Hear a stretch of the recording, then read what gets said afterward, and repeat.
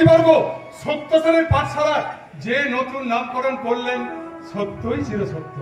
কারণ এই সত্যের পাঠশালা থেকে অনেক ভালো ছেলে তৈরি হয়েছে। কেউ হয়েছে ডাক্তার, কেউ হয়েছে ইঞ্জিনিয়ার, কেউ হয়েছে অফিসার প্রফেসর, আবার কেউ হয়েছে শিক্ষক। তাই এই তল্লাতে জ্ঞানী গুণী বুদ্ধিজীবী ব্যক্তিবর্গ সত্যের নতুন পাঠশালার যে নামকরণ করলেন সত্য মাস্টারের সংসার। স্যার স্যার আপনি হ্যাঁ, তাহলে সত্য মাস্টারের পাঠশালা হয়ে গেল সত্য মাস্টারের সংসার, সংসারে পরিণত। আর এই সত্য মাস্টারের সংসারের সদস্য কারা? স্যার আমরা স্যার। ইয়েস ইয়েস, বর্তমান সদস্য তোমরা। হ্যাঁ, তোমরা। তাই বলছি তোমাদের যে তোমরা নিশ্চয়ই জানো যে আমি ঘুষ দিয়ে চাকরিটা নিই, তাই টিউশনি করি, সংসারটা চালাই এবং কিছু সমাজ সেবার কাজেও থাকি। তো ঘুষ ফুস দিয়ে চাকরি নেওয়া ভালো না, আমার তো মনে হয়েছে যেতে। যাই হোক, তো টিউশনি করে তো বেশ ভালো আছে। আর আমার কাছে পড়াশোনা করে আমার এটাই গর্ব সান্ত্বনা যে অনেক ছেলে মেয়ে দেশে বিদেশে সম্মানীয় পদে কাজ করছে এক পয়সা ঘুষ না নিয়ে। স্যার এটাও কম গর্ব নয়? হ্যাঁ বলো। তারপর ধরো বর্তমান প্রজন্ম তোমরা, তাই তোমাদের বলতে চাইছি তোমরা পিছিয়ে থাকবে কেন? তোমরাও বিকলাঙ্গ সমাজ ব্যবস্থা ভেঙে একটা নতুন সমাজ তৈরি করো। স্যার যে সমাজের কোনো জাত পাতে বেড়া থাকবে না, যেখানে ধর্ম নিয়ে হানাহানি মারামারি কাটাকাটি বিদ্বেষ থাকবে না, যেখানে ঘুষ তোলাবাজি সিন্ডিকেট থাকবে না, এরকম একটা সমাজ।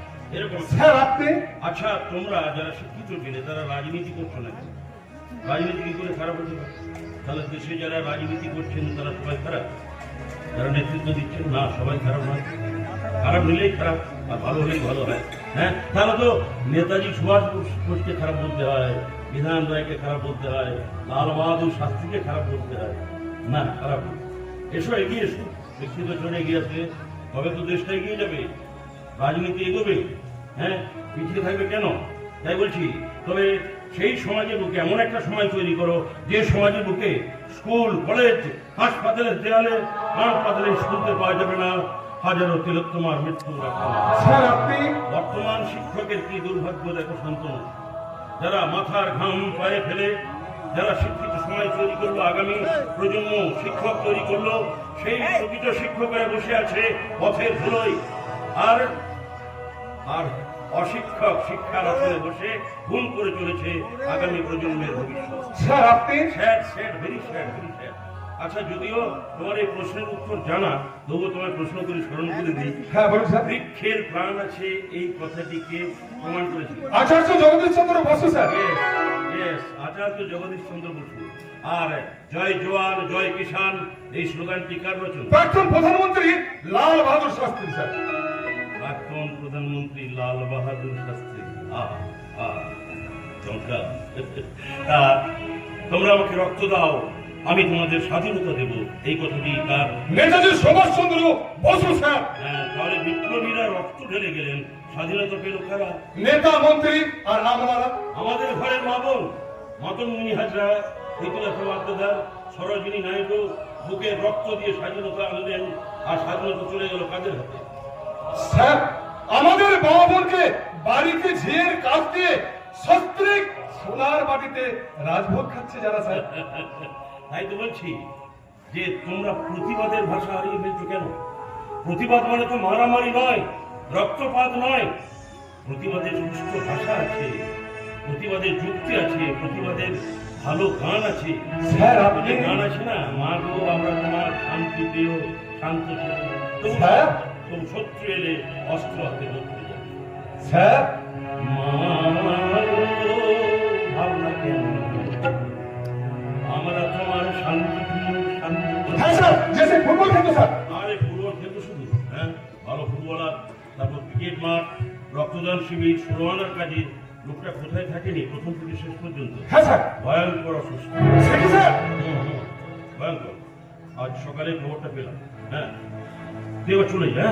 গিয়ে যদি পারিস, তুই যদি বাড়াবাড়ি দেখিস হাসপাতালে ভর্তি করিস। নার্সিংহোমে তো যাওয়া যাবে না, হাসপাতালে। ঠিক আছে স্যার, আমি এলাম। হ্যাঁ, বলুন স্যার। কিছু টাকা নিয়ে যেতে হবে, কিছু টাকা নিয়ে যেতে হবে। কেউ নেই রে দেখা। মানুষটা মানুষ। হ্যাঁ, এক কাজ কর,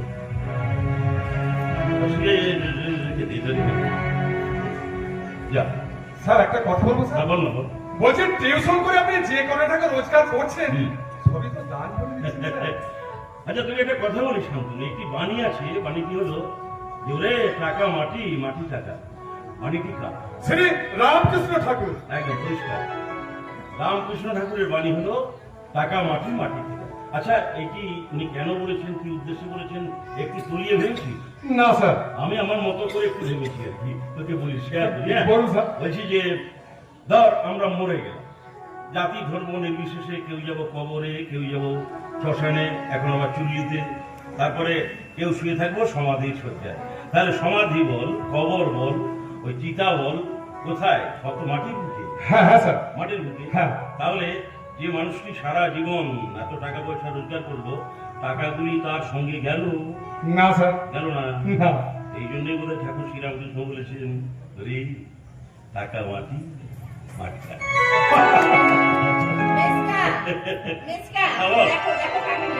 কাকে নে? বল্লভ!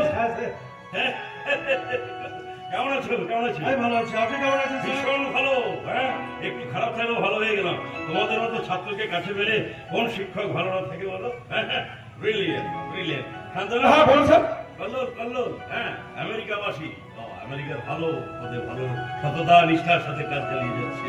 হ্যাঁ আর এ হচ্ছে শান্তনু। ভালো আছে বলুন না। ভালো আছি, তুমি কেমন আছো? আপাতত ভালো আছি। এই যে ভালো একটা কথা শুনলে, কি বললো? বলো আপাতত ভালো আছে। আপাতত কথাটি কেন বললো?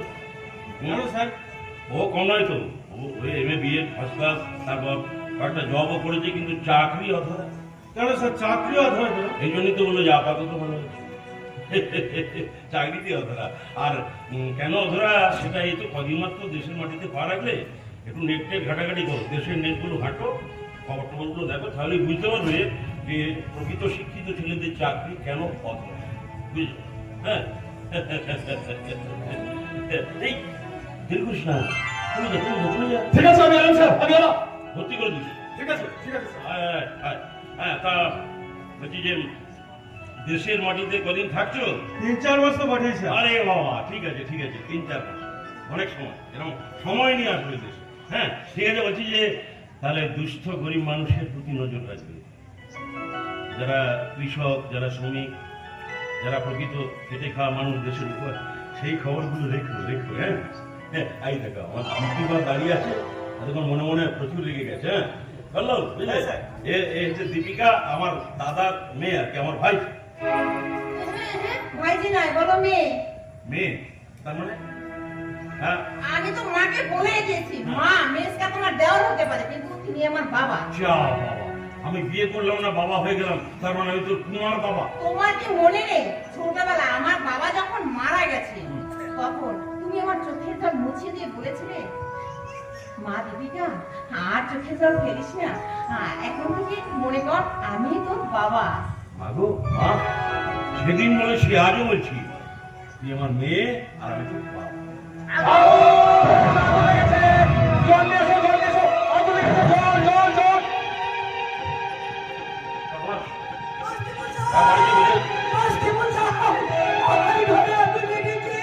তোমার বাড়িতে?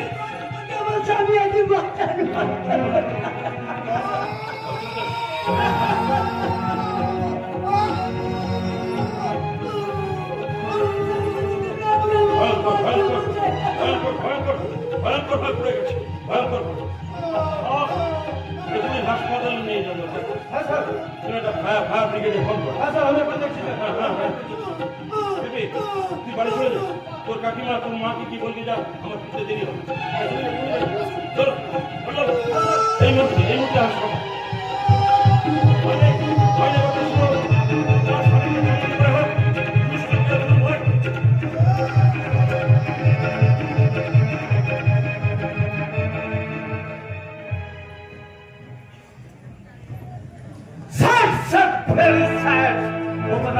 বাড়িতে আগুন লেগেছে, ভূতনাথ দাসের শরীরটা প্রায় পুড়ে গেছে।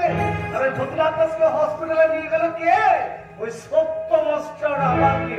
ওদে ওদে ভূতনাথ দাসের বাড়িতে আগুন লেগেছে, তার শরীরটা প্রায় পুড়ে গেছে। আরে হাসপাতালে নিয়ে গেল কে জানো?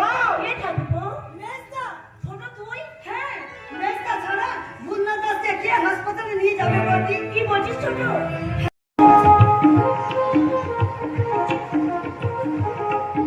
ছোট, ওরে ও ছোট, কি করছিস তুই? কি রান্না বান্না করলি শুনি? ঝিঙে পোস্ত করেছিস তো? আমার মেয়েটা ঠাকুরপো, ঝিঙে পোস্ত ছাড়া মুখে ভাতই ঢুকবে না। আপনারাই বলুন, কয়দিনের একদিন তো ভালো মন্দ খেতে ইচ্ছা করে নাকি? না, আমার মেয়েটা ঠাকুরপো ঝিঙে পোস্ত ছাড়া মুখে ভাতই ঢুকবে না। ছোট, ওরে ও ছোট, কি করছিস তুই? বাবা বাদি ডাকছো কেন? এতক্ষণ কি করছিলি? সাত সকালে উঠে তুমি যা ফাইভ ফরমাস করেছো সেগুলো এক এক করে করছিলাম। তা কি রান্না বান্না করলি শুনি? ভাতে ফ্যান বানাচ্ছিলাম আর রান্না করেছি তোমার ফাইভ ফরমাসের তালিকায় যা আছে, বিউলির ডাল, কুমড়োর ছক্কা আর মাছের ঝাল। এই পোস্ত বলিনি বুঝি? হ্যাঁ, বলেছো পোস্ত পারবো বলে রান্নাঘরে ঢুকে দেখলাম কৌটোয় পোস্ত আছে কিন্তু অনাজের ঝুড়িতে ঝিঙে নেই। শিগগিরি ঝিঙে পোস্ত করিসনি? ঝিঙে পোস্ত ছাড়া তোমার মেজো ঠাকুরের ভাতই উঠবে না। যা যা ছোট ঠাকুরকে বল বাজার থেকে ঝিঙে নিয়ে আসতে। ঝিঙে ঝিঙে চাইলেই তোর পাওয়া যাবে না বলবে, তার জন্য টাকা লাগবে, টাকা। আমার কাছে একটা টাকাও নেই। মেল থেকে তুমি বাজার থেকে ঝিঙে আনতে বলো। ঝিঙে তুমি চাকরি করছো, তোমার কাছে যদি টাকা না থাকে, মেসা টিউশনি করছে, মেসার কাছে টাকা থাকবে কেন? কয়েকদিন তুমি এ বাড়ির বউ হয়েছো, সব ব্যাপারে নাক গলানো আমি একেবারে পছন্দ করছি না। শোনো বৌদি, এই যে তালিকায় বলছো, আমি অনেক কিছু তোমাদের কথা শুনেছি, কিছুই বুঝতে পারছি না। তোমার বন্ধু দেবাঞ্চল যে কথাগুলো বললো, আমি সেই কথাগুলো বলছি। শোনো বৌদি, দেবাঞ্চল বললো যে দাদা যে সাহায্য করে সবাইকে হাত টাকা দিতে হয়। কি বলেছে মেসা? মেয়ে তো অনেক কিছু বলেছে, যে দেবাঞ্চল বললো তার মেয়ের বিয়েতে অনেক কিছু দিতে হবে। তাই নাকি? হ্যাঁ। হ্যাঁ গো বৌদি, তুমি এত অকৃতজ্ঞ কেন গো? কেন ছোট, আমি আবার কি করলাম? মেসা এত বড় মনের মানুষ, তুমি আমাকে বলনি তো? ছোট তুই আরে বাবা, সংসারের দায়িত্ব আমার কাঁধে, আর তোমার মেয়ে তো বড় মনের মানুষ হবে। ভুল করছো। ভুল করছি? হ্যাঁ, তুমি নিশ্চয়ই ভুল করছো। আচ্ছা, অনাথ শিশু কারা বলো তো?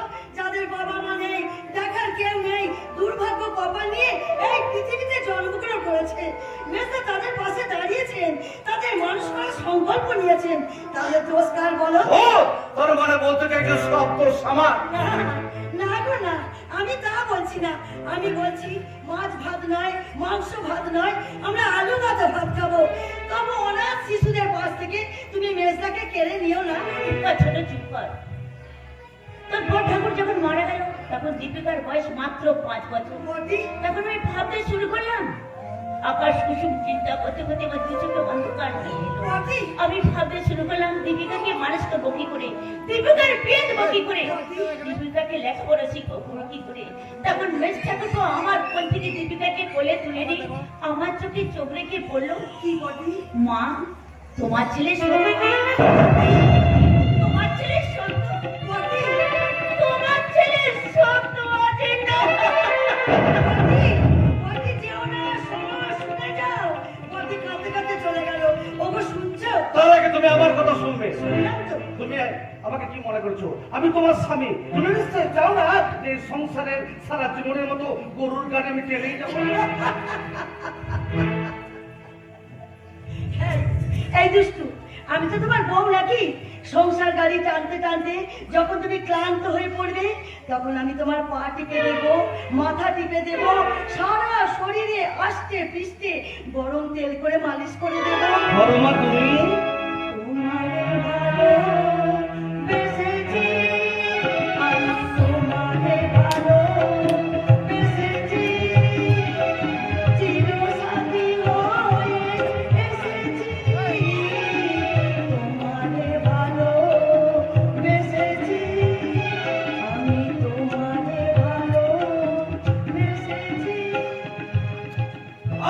সরবা, তুমি আমার ব্যথা বোঝার চেষ্টা করো।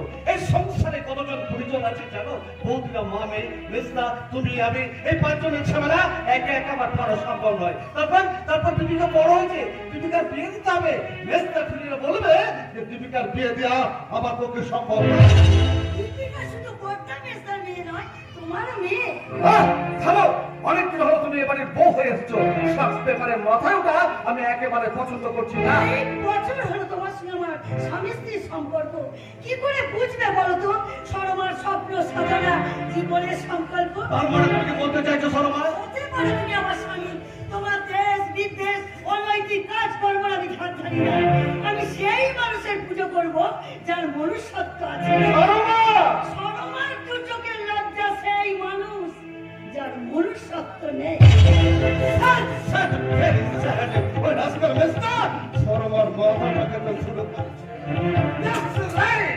এই মুহূর্তে যদি সরমাকে আমি রাস্তার কাছ থেকে দূরে সরিয়ে না দিতে পারি, তাহলে সরমাকে নিয়ে আমি জীবনে কোনোদিন সুখী হব না, কোনোদিন না, কোনোদিন না।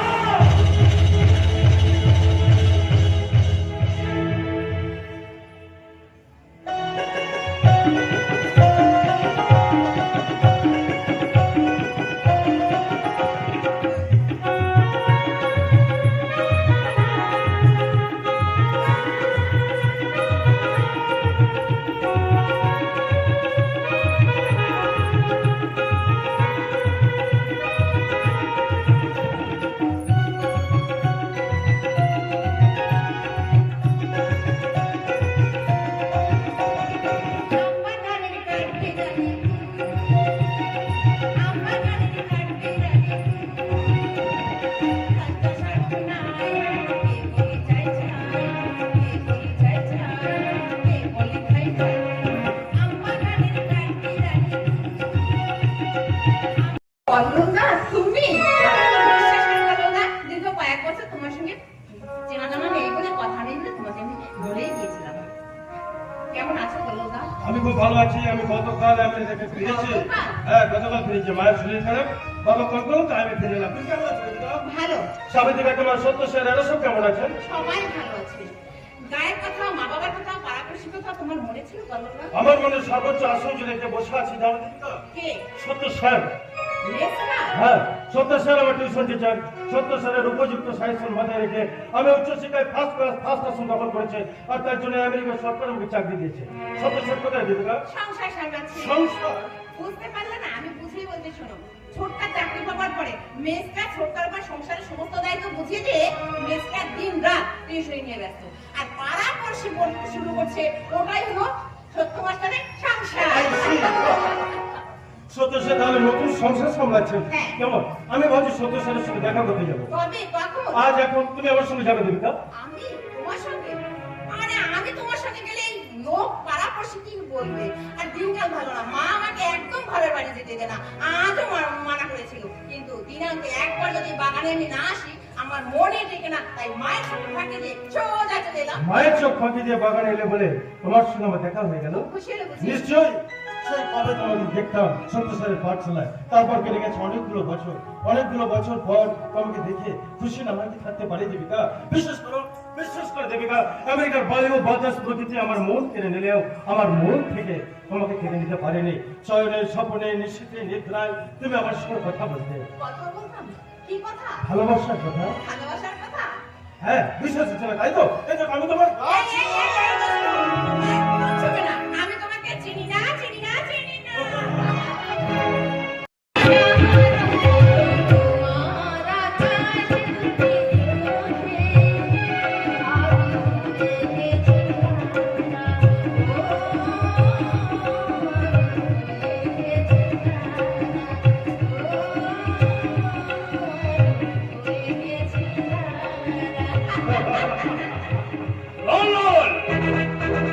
বাবা, আপনি গতকাল তুমি আমেরিকা থেকে ফিরলে, তোমাকে বললাম তুমি 2-1 দিন বিশ্রাম নাও, তারপর যেখানে যেতে মন চাইবে তুমি যাবে। দিন দুপুরে বাগান বাড়িতে এই মেয়েটাকে সঙ্গে নিয়ে। বাবা, আপনি কি নাম তোমার? আমার নাম দীপিকা। দীপিকা। দেবিকা সত্য স্যারের বর্ধন। তার মানে সত্য মাস্টারের ভাই সে। আমার বাবা মারা গেছে। থাম! তোমার বাবা বেঁচে আছে না মারা গেছে আমি জানতে চাইনি। আমি বলতে চাই তোমার কাকু আইনের সত্য মাস্টার খুব সম্মানীয় ব্যক্তি। শিক্ষকের সম্মান সবার উপরে। তুমি যোগ করে বললো আমি দীপিকার সঙ্গে কথা বলছি। আচ্ছা দীপিকা, তোমার কাকু আইনের সত্য মাস্টারকে জিজ্ঞাসা করবে সম্মান বাজারে কিনতে পাওয়া যায় নাকি নিজের সংসারটাকে সুখে শান্তিতে রাখলে সম্মান পাওয়া যায়? আমার আছে বাবা।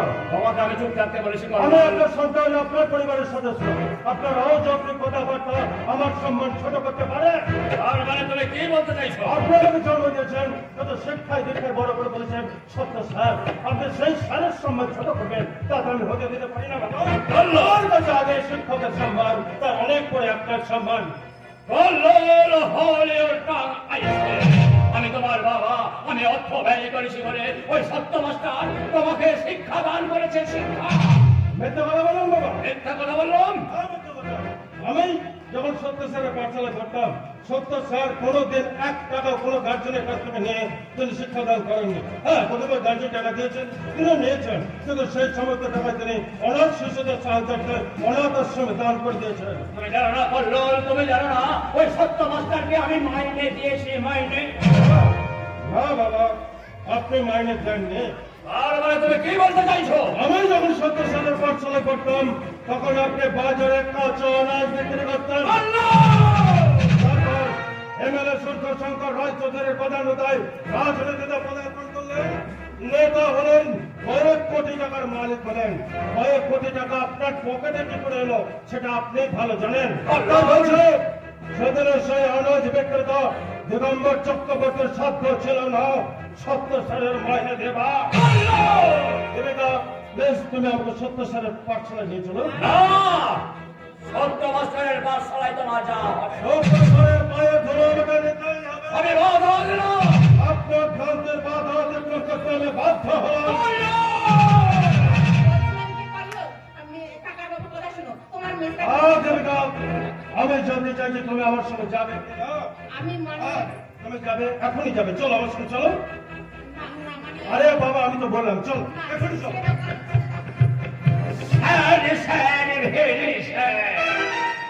আমার ছেলে আমার কথা শুনল না, আমার সম্মানের মূল্য সে বুঝবে না।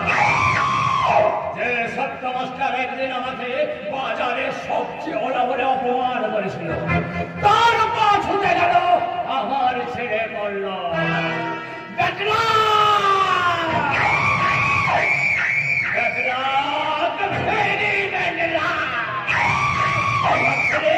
সে আমার সম্মানের মূল্য বুঝল না। আগুন লেগেছিল, মেজকা ভূতনা কাকাকে নিয়ে হসপিটালে চুপ কর, চুপ কর। মানে আমি বলতে চাই যে ভূতনা কাকার শরীর পুড়ে আর ছুঁড়ে ছাই হয়ে গেছে। তোর নিজের কথা ভাব, নিজের কথা। হ্যাঁ, নিজের কথা। তুই আছে ছোট্ট মেয়ে, তুই বড় হয়েছিস, তোর বিয়ে দিতে হবে। বিয়ে কি বলতে চাই? তুই কি বলছিস? তোর বিয়ে দিতে হবে, আর এই কথাগুলো তোর মেজকার কানে পৌঁছে দিবি। দীপিকার বিয়ের দায়িত্ব তোমাকে দিয়ে বসে নেই। আরে ঘরে খাচ্ছে আর পরের মোষ পড়াচ্ছে, সে মহাপুরুষ। দীপিকার বিয়ের দায়িত্ব কতখানি কাঁদা রেখেছে ভেবে দেখে সময় হচ্ছে সরবা। দীপিকার বিয়ে তোমাকে দিতে হবে না, মেজদা দেবেন, আমি দেব। তুমি দেবে মানে? সময় হলেই বুঝতে পারবে। মা দীপিকা, মেজকার পাশ থেকে কখনো সরে দাঁড়াবি না। সব সময় মেজকার পাশে থেকে তাকে ভালো কাজ করে সাহস দিবি কেমন? আরো মনে রাখিস মা, বড় লোকের পাশে দাঁড়ানোর জন্য অনেক মানুষ আছে, কিন্তু গরিবের পাশে দাঁড়ানোর জন্য কেউ এগিয়ে আসবে না। আচ্ছা, ভালো কাজের বিরোধিতা তো অনেকেই করে, কিন্তু ভালো কাজ কজন করছে বলতে পারছি মা? আমার বাবা একবেলা খেতেন আর একবেলার খাবার ভিক্ষুক মানুষকে দিতেন। আমি সেই বাবার মেয়ে, তাই আমার ইচ্ছে করছে প্রতিদিন সকালে উঠে আমি মেজদার পায়ে ধুলো নেব। শুধু তুমি কেন বৌমা, এই মুহূর্তে আমরা তো ইচ্ছে করছে সত্য মাস্টারের পায়ের ধুলো মাথায় নেই। দিগম্বরটা হঠাৎ তুমি আমাদের বাড়িতে কি মনে করে? কেন আসতে নেই বুঝি? আরে আসবে না কেন, আসবে না কেন? তুমি তো সে আগের নরক, এখন রোলিং পার্টির এক বড় নেতা। তুমি আসবে না, তাই তো করে হয়। সত্যি সত্যি দিগম্বরটা, তুমি যেচে আমাদের বাড়িতে এসেছো, আমি ভিড় হওয়ার খুশি। আমি কিন্তু এখনো খুশির খবরটা দিলাম না ভাই সনাতন।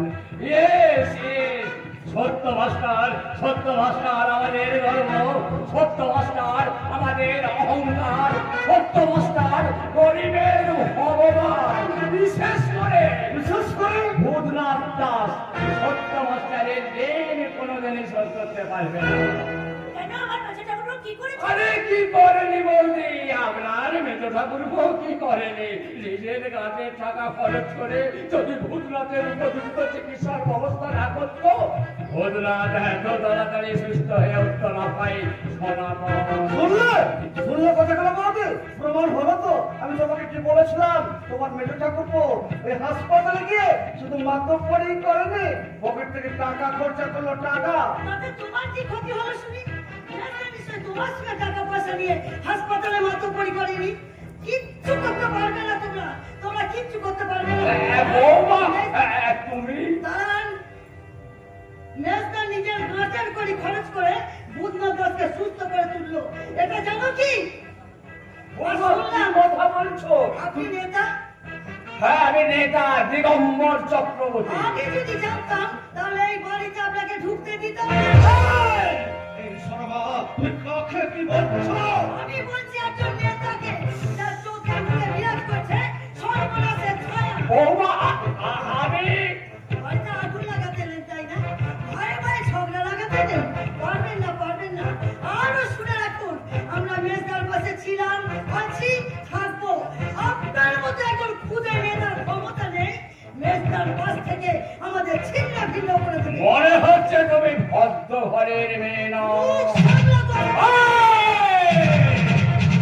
চুপ করো, তখন থেকে তুমি মুখে যা আসছো আমি তাই বলে যাচ্ছ। আমি সব মুখ বুঝে সহ্য করছি। ইতিহাস সনাতনকে আমি ভাইয়ের মতো ভালোবাসি, তাই তোমার সম্মানের মূল্য বোঝার চেষ্টা করছি। তা না হলে তাহলে বলুন, বলুন কি করতে? আমাদের দলের নেত্রী তার দল বলে রে তোমার ওই চুরের মূর্তি। বেরিয়ে যান বাড়ি থেকে।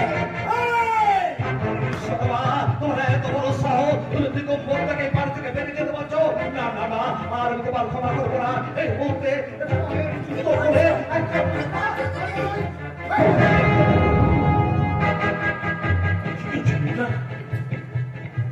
এটা কি করতে যাচ্ছিস আজকাল?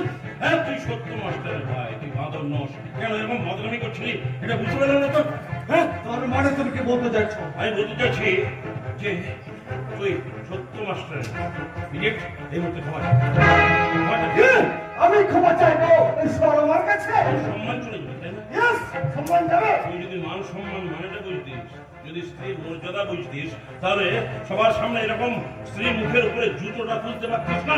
ইডিয়েট, এই ক্ষমা চা। না, আমি ক্ষমা চাইবো না। আমিও বলছি ক্ষমা চাইবো না। ক্ষমা চাইবি না? ক্ষমা চাইবো না, চাইবো না, চাইবো না। দেখ, দেখ, দেখ, আমার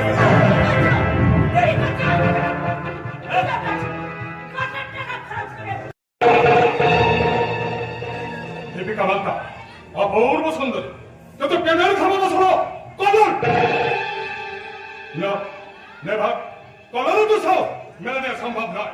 দীপিকা, দীপিকা সে বাবার, দীপিকাকে আমার চাই। দীপিকা সে শান্তনুর, শান্তনুর, শান্তনুর। বাবা শান্তনু হঠাৎ নিজের নাম মুখস্থ করতে শুরু করলে যে? আরে কল্লোল, আয় ভাই আয়। এই কিছুক্ষণ আগে না আমি তোর কথা চিন্তা করছিলাম। আমার কথা? হ্যাঁ আমি তোর কথা। কেন কেন? এই পাড়ার ছেলে, তুই আমেরিকায় চাকরি করিস, তুই তো আমাদের গর্বরে ভাই। মাথার ওপর সত্য সালের আশীর্বাদ আর তোমাদের ভালোবাসা আমার চলার পথে বাধ্য শান্তনু দাও। আশা করবো আগামী দিনে তুমিও চাকরি পাবে। আমেরিকা নিজের দেশ আর পরের দেশ এক নয় শান্তনু দাও। নিজের দেশের সবাই আপনজন আর পরের দেশের সবাই পর। একাকিত্বে দাবদাহ যখন শ্বাস রোগ করবে তখন মনে হবে চাকরি বাকরি সব ছেড়ে দিয়ে নিজের দেশেই চলে যায়। এই আমেরিকায় নিজেকে যখন একেবারে হচ্ছে, তুই তাহলে দীপিকাকে সঙ্গে দে। দেবিকাকে সঙ্গে নিয়ে কিছু হবে? ওরে দীপিকাকে সিঁদুর দে। সিঁদুর? হ্যাঁ হ্যাঁ হ্যাঁ সিঁদুর। দীপিকা, দীপিকা তুই ভালোবাসিস তো নাকি? হ্যাঁ, কিন্তু আচ্ছা ঠিক আছে ঠিক আছে, ওই দীপিকার সঙ্গে তোর বিয়ের ব্যাপারে না আমি তোর বাবার সাথে কথা বলবো। না না শান্তনুদা, আমি এই মুহূর্তে বাবাকে কিছু জানাতে চাইছিলাম। মা অসুস্থ, বাবা চিন্তিত। মা একটু সুস্থ হোক, তারপরে আমি নিজে বাবাকে সব কথা খুলে বলবো। আমি চাইলে বলছি যাও টাকা চাইতে। আমি সত্যি কথা বলবো না, কেন টাকা চাইবো না? সত্যি কথা বলবো না, কেন টাকা চাইবো না? ওরে বাবা, তোকে আমি টাকা দিচ্ছি। এই নে, এই নে টাকা। কত দিচ্ছে? আরে 50 টাকা। মাত্র হাফ কোয়ালিটির টাকা দাও। এই বলে তো চল না। টুল্লু টুল্লু, এই শালা, তুই চুল্লু খা। আমি কিন্তু একা খাই না, আমার বাবা, কাকা, দাদা, ভাই, তো ভাই মিলে এক সঙ্গে ওই খাবারের অনেক ডাল গাছে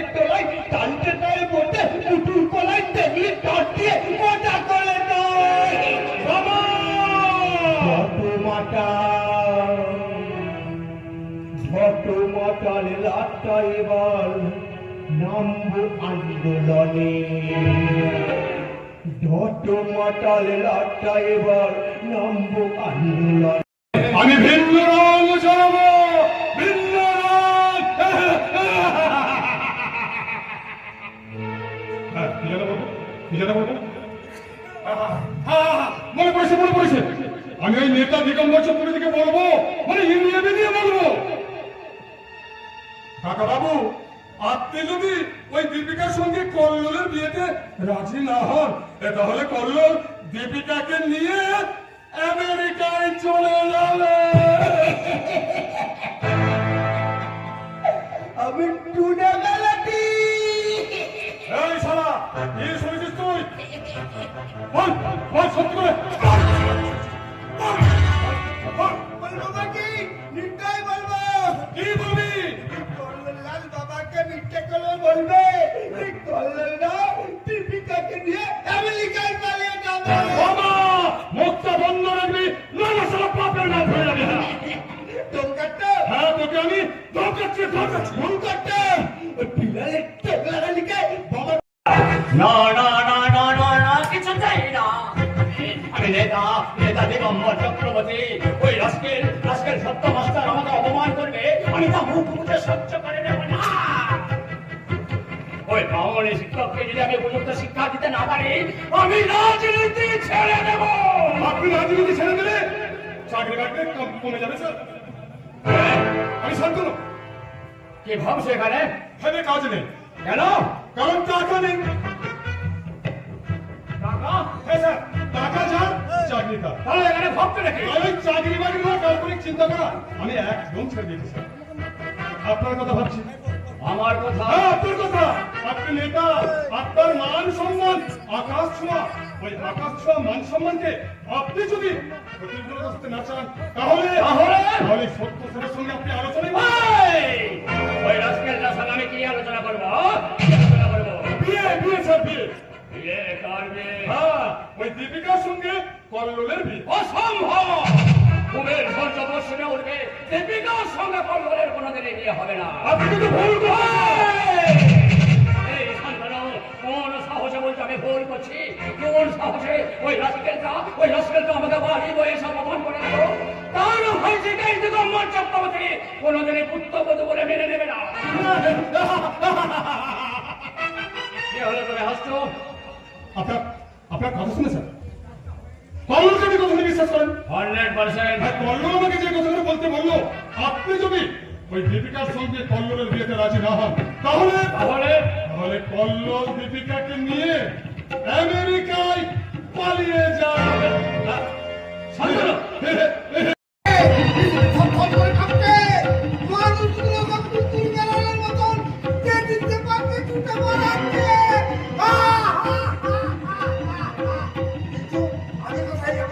আমার সামনে মৃত্যুর খাট আর পেছনে নরক। দিনে থেকে ডাক্তারবাবু উঠতে মানা করেছে, কেন উঠেছিস তো? ওষুধ এনেছিস বউ? বাবা কাছে ভিক করতে, দেখি কত নিয়ে আসে, তবে ওষুধ কিনবো। দন্তুর আউটকে দে। বাবা তুমি ওষুধ নিয়ে আয় বাবা।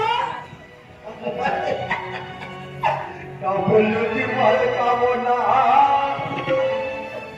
যতই মালের দাম পালোকে না তার কোষে।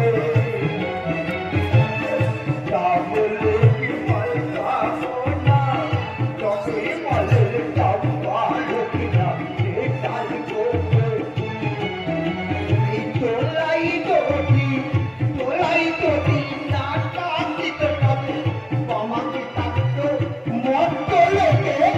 কাবুলে কি মাল খাবো না, যতই মালের দাম বাড়ুক না নেটালে গোপে, নেটালে গোপে, নেটালে গোপে। এই ভিক্ষার টাকা কিনতে তুই মদ কিনে বাড়ি এসেছিস? আমি তো একা কই দেব, এই বাপটার জন্য একদিক থেকে এনাটি। এই না, আমার ডলার গেলাম। বউ, তোর মনে আছে কতদিন মদ খায়নি? অনুমতিতে ভাইটি গলাটা একটু ভিজিয়ে নে। একবার মুখ ছুঁয়ে তুমি দেখো এই ভাবটার কুকীর্তির কথা। এদিকে মাস্টার মশাইয়ের গায়ে বলতে দিই।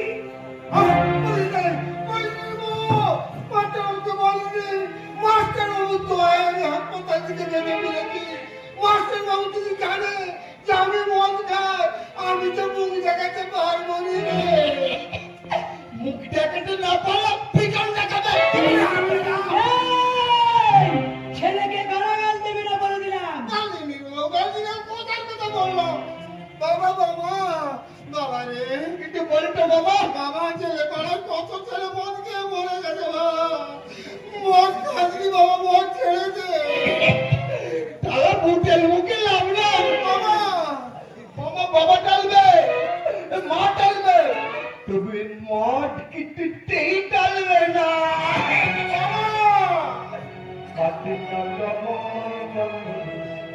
বিলীন জোয়াই ওই তালিল হালি বলো পাখি কোথায়? বাংলার তুলুতে টেকাই পাতা মনে হয় কাঁটা থাকবে কোথায় কোথায় প্রণাম কেন? প্রণামে কি হয়?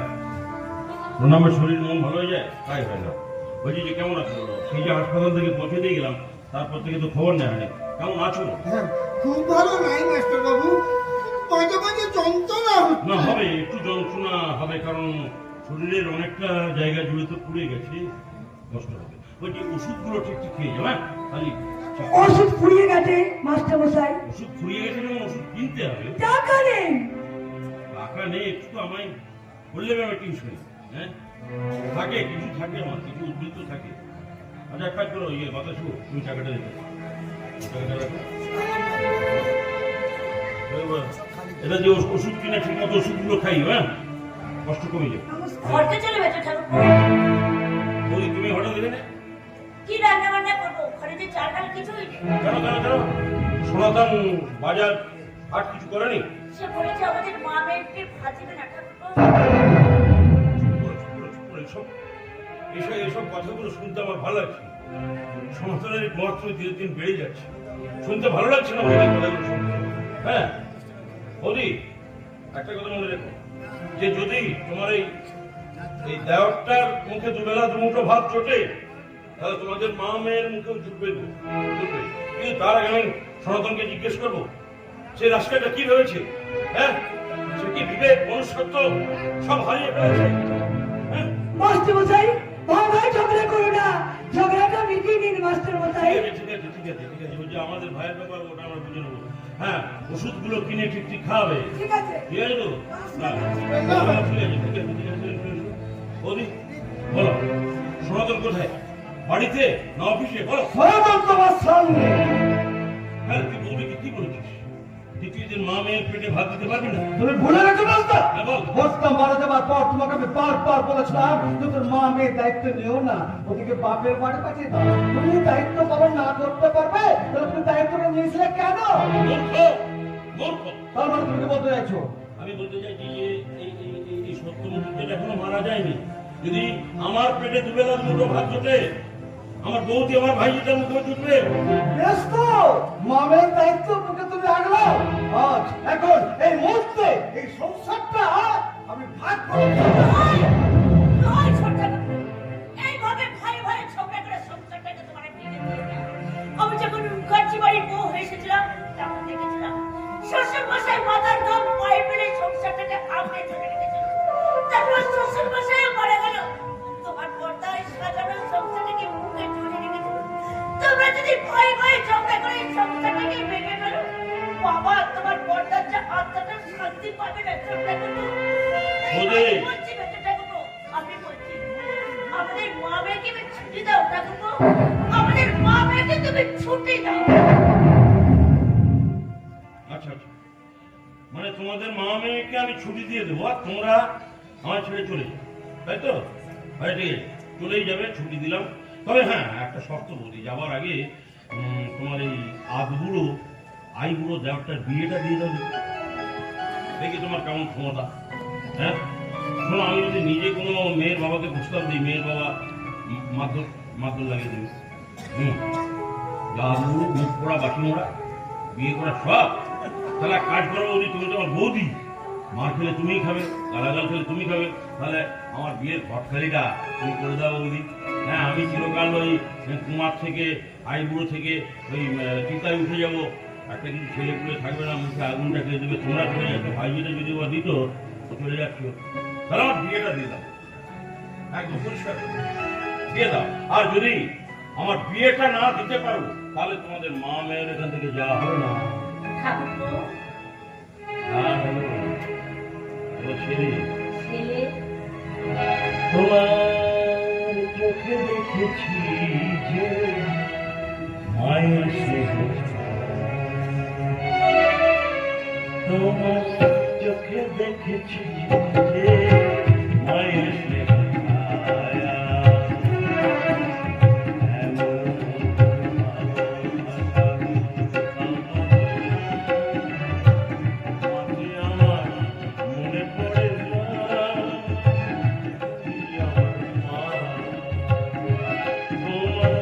চোখে দেখেছি মায়ের স্নেহ ছায়া। আপনার গভীর অরণ্যে আজ তোমাকে খুব খুশি মনে হচ্ছে। আরে সিধু পাবো গো, সিধু। সিঁদুর? এই বলো বলো না, আর কত মাস কতদিন আমি তোমার জন্য অপেক্ষা করবো? ভালোবাসার মানুষকে কাজে পাওয়ার জন্য মনটা ভীষণ আনচান করছে। বলো না কবে সিঁদুর করবো আমি? আমি একটু সময় চেয়ে নিচ্ছি দীপিকা। কেন? মা অসুস্থ, বাবা নিশ্চয় বলবে খোকা অনুমতি দিয়ে পাত্রী সন্ধান করি, আর ঠিক তখনই বলবো বাবা তুমি লগ্ন পাকা করো, পাত্রী রেডি। কিন্তু তিনি যদি বলে কে সেই পাত্রী, কেন দীপিকা? তিনি যদি রাজি না হয়? হবে, রাজি হবে। জানো জানো দীপিকা, মা যখন সুস্থ ছিল তখন বলেছিল, বাবাকে আবার বলেছিল আর কি, খবর শুনছো, খোকা আমাদের একমাত্র সন্তান, খোকার মন যা চাইবে তাই করতে দেবে। খোকা যদি কষ্ট পায় তাহলে মা কিন্তু শান্তি পাবে না। ডাক্তারবাবু কি বললো? আর বাবা যেটা বলেছিল সেটা বলেছিল, খোকা ঢেলে তুমি খোকাকে পেটে ধরেছো আর আমি জন্ম দিয়েছি, তাই খোকা যদি কষ্ট পায় তাহলে বাবাও কিন্তু কষ্ট পাবে। সত্যি? সত্যি সত্যি সত্যি। ছেড়ো না ছেড়ো না হাত, দেবো না গো যেতে, থাকো আমার কাছে।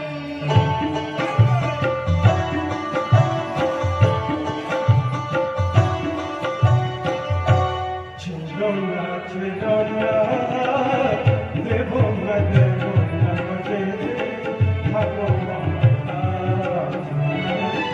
তুমি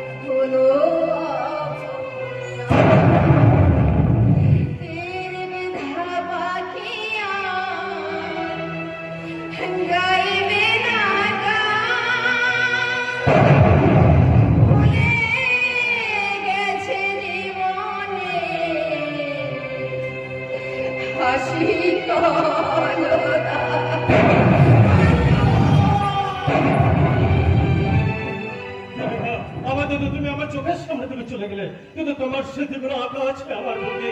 সেখান থেকে সেই স্মৃতিগুলো কেউ মুছে দিতে পারবে না, কেউ না।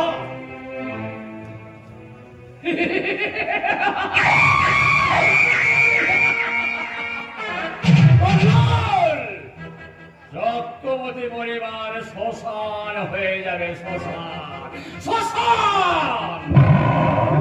দীপিকাকে তুমি কোনোদিনই পাবে না, কখনোই না।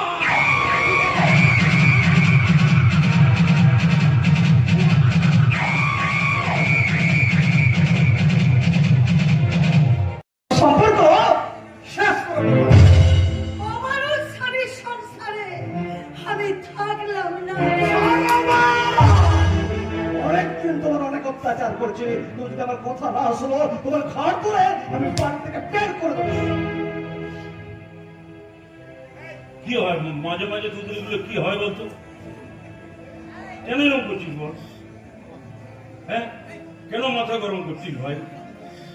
বলিস না এরকম। কি হয় মাঝে মাঝে এরকম? এটা ভালো লাগছে? পাড়া প্রতিবেশী ভালো বলছে গুলো? শোনো মা, বাজে তো তোর বেলা হয়ে গেছে, ছোট বাবার অফিসে যাবে, দীপিকা কম্পিউটারে যাবে, আমাকেও বেরোতে হবে না। ধর তাড়াতাড়ি।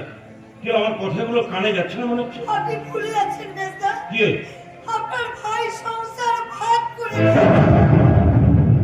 হ্যাঁ, ওই যে সংসার কতবার ভাগ করলো তার কি হচ্ছে? ভাগ করতে জোড়া লাগছে, জোড়া লাগাচ্ছে, ভাগ করছে, বাদে তো ওটা। হ্যাঁ, সংসার ভাগ করবো বললেই সংসার ভাগ হয়ে যায়, তাই না? হ্যাঁ, ওরে সাত পুরুষের সংসার সহজে ভাগ হয় না। আর যেটা ভাগ বলে ওটা ভাগ নয়। ভাইয়ের আত্মার সঙ্গে আত্মার মিলটা থেকেই যায়, ভাগ হয় না। যেটা আমার মনে হচ্ছে যে বাজার ধর ধর যা রান্নাটা তা দিচ্ছে।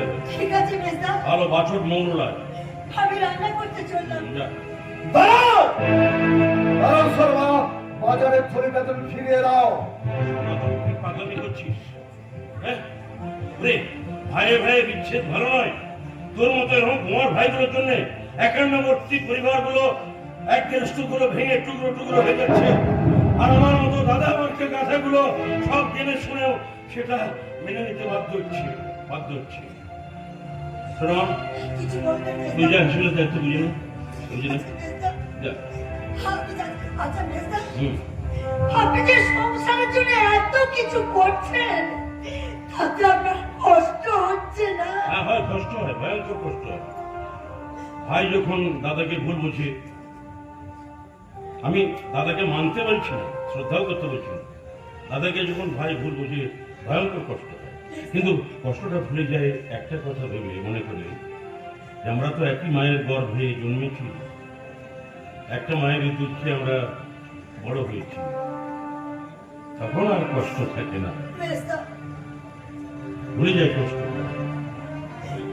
মেজদা, নামে সুখ পাখিটায় ধরতে গিয়ে কিনেছি সোনার খাতা, যা কিছু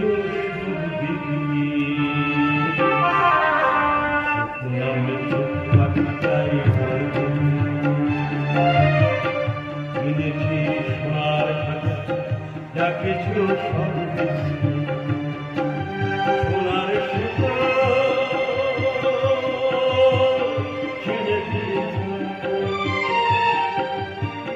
সে পাখি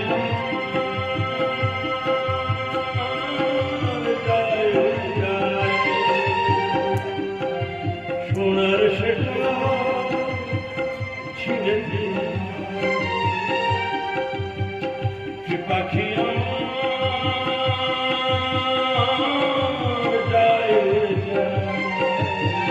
ভাবিনি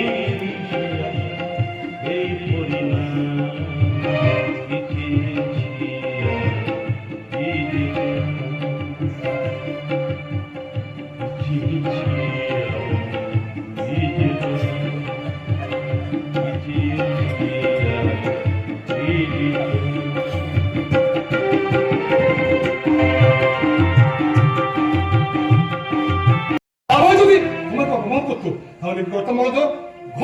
মেরে মুখটা ফ্র্যাকচার করে দিলাম। শান্তনুদা, তুমি অথচ অথচ কল্লোল কিছুই করলো না, মানে কল্লোল যেটা করলো সাপও মরলো, অথচ লাঠিও ভাঙলো না।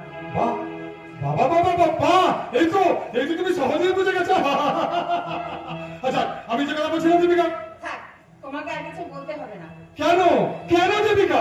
আমি বুঝে গেছি কল্লোল আমার থেকে অনেক দূরে সরে গেছে। হ্যাঁ, সেই জন্যই তো বলছিলাম দীপিকা যে কল্লোলকে আর নতুন করে কোনো চেনার দরকার নেই। তুমি চাইলে আমার সঙ্গে কথা বলতে পারো।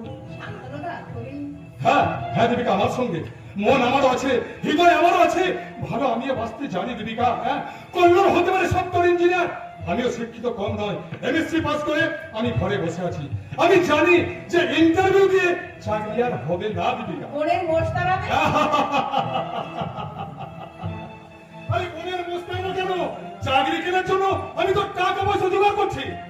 70 বছরের ছাত্র হয়ে তুই যদি টাকা দিয়ে চাকরি কিনে চাকরি করিস, তুই আমি 70 সালের লজ্জা। বললো না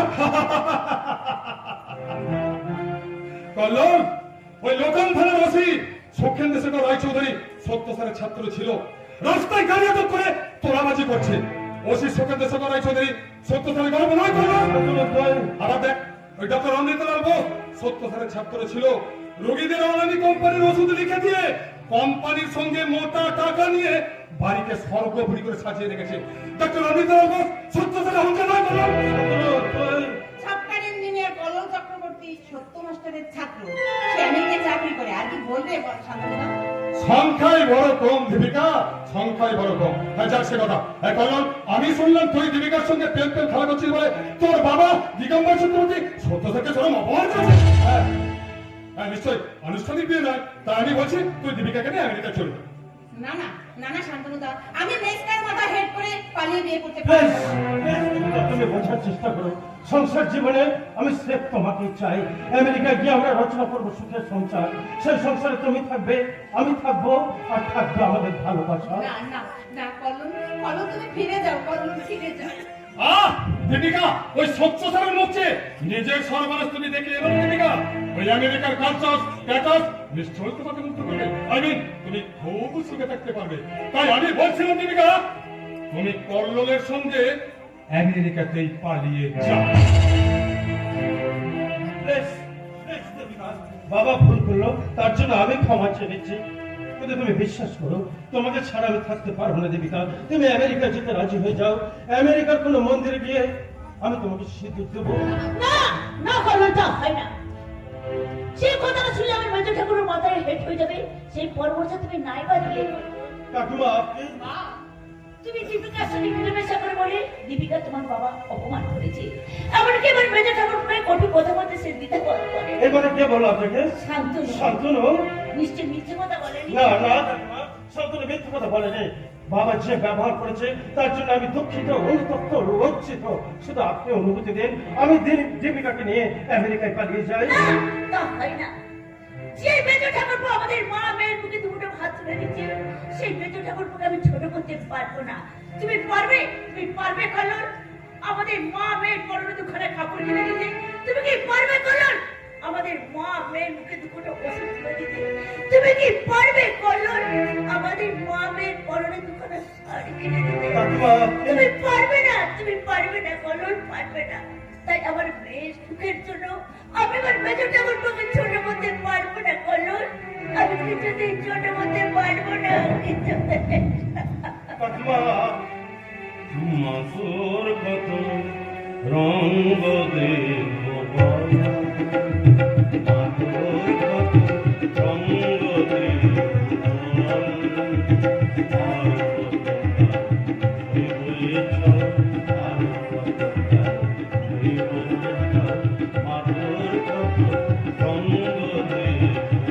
আমাকে মাফ করে দাও। ওই, ওই। আমাকে মাফ করে দাও। আমি তোমার পায়ে তুই লঙ্কাটাকে ভালোবাসিস, এই বেমানটাকে তুই ভালোবাসিস। হ্যাঁ, এই মুহূর্তে আমার সামনে দাঁড়িয়ে বলছে যে ওর সঙ্গে তোর কোনো সম্পর্ক থাকবে না। বুঝলো? বল, বলছি, বল। বলছি, হ্যাঁ, এই বল। কল্লোল, আজ থেকে তুমি আমার সঙ্গে কোনো মেলামেশা করবে না, আমার মানে তুমি তাকাবে না, আমি তোমাকে চিনি না, চিনি না, চিনি না।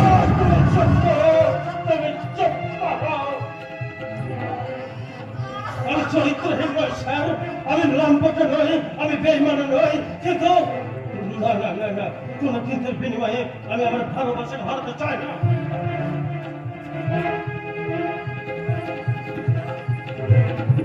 দেন স্যার, সিঁদুর কৌটোটা দিন। সবাইকে সাক্ষী রেখে আমি দেবিকার সাথে আমি তোমাকে ত্যায্য করতে পারবো।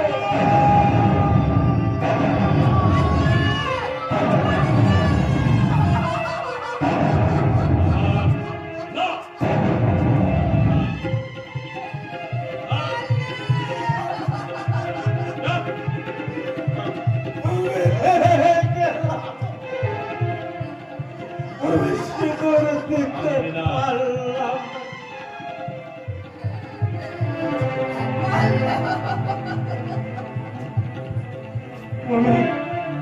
তুমি আমাকে ক্ষমা করে দিও, তুমি আমাকে ক্ষমা। তুমি আমার মেয়েটাকে পচিয়ে দিলে মেটু ঠাকুর। না ওদের আমি বাঁচিনি, মাটারও শান্তি।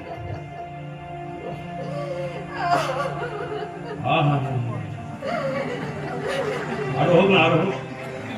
এখন এই পড়া প্রতিবেশী যদি জানতে পারিস আমার মেয়েটা সিঁদুরে উঠবে তো ভাই। সিঁদুর উড়ে না, খুব তাড়াতাড়ি সিঁদুর খুব তাড়াতাড়ি বিয়েটা হবে। আমি জ্যোতিষী নই, কিন্তু একটা ইন্টারভিউ হলো, মানে বিয়ের ইন্টারভিউ, ভালোবাসার ইন্টারভিউ। ভাই ভাই জয় মাতা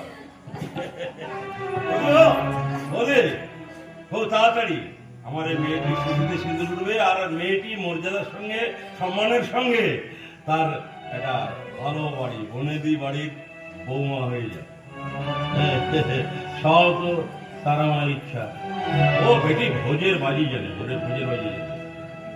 জেনেছি জেনেছি তারা